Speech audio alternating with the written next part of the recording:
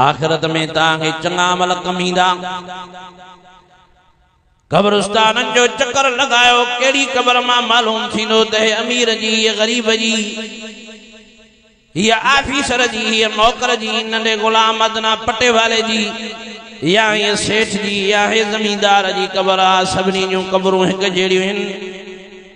मकी हो गए ना अल्लाह ना मका कैसे कैसे, मकी हो गए ला मका कैसे कैसे, हुए नामवर बेनिशान कैसे कैसे।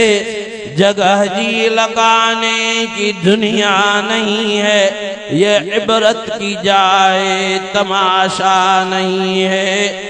मेहरबानी फरमाए सब जा सब पान संभाले करे वक्त गुजारियो। हजरत उस्मान साईं रज़ी अल्लाह ताला अन्हु जॾहिं भी कब्र खे ॾिसंदो एॾो रोंदो भलारो साईं जो ॾाढ़ी मुबारक सजी गोल्डन मुबारकनि सां आली बणजी वेंदी हुअसि। हजरत उस्मान उहा हस्ती जंहिंखे प्यारे नबी साईं जे ज़ुबान मुबारक मां जन्नत जूं बिशारतूं मिलियूं। हजरत अबू बकर सिद्दीक साईं उहा हस्ती जो फरमाए तो काश मां हिन वण जो पन हुजां हां, काश मां हिन वण जो पन हुजां हां, काश मां हिन वण जो पन हुजां हां।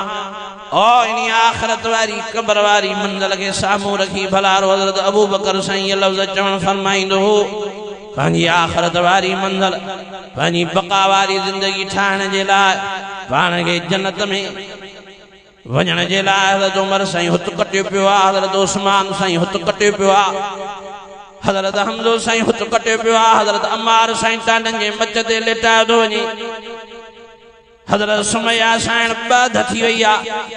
आखिरत जो फिक्र रब रहमान जी रज़ा।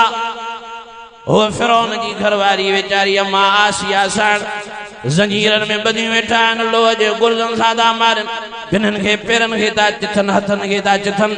हाणे अर्ज़ थी करे ज़रबल्लाहु मसलन लिल्लज़ीना आमनू इम्रअत फ़िरऔन इज़ क़ालत रब्बि इब्नि ली इंदक बैतन फ़िल जन्नह वनज्जिनी मिन फ़िरऔन वअमलिहि वनज्जिनी मिनल क़ौमिज़ ज़ालिमीन।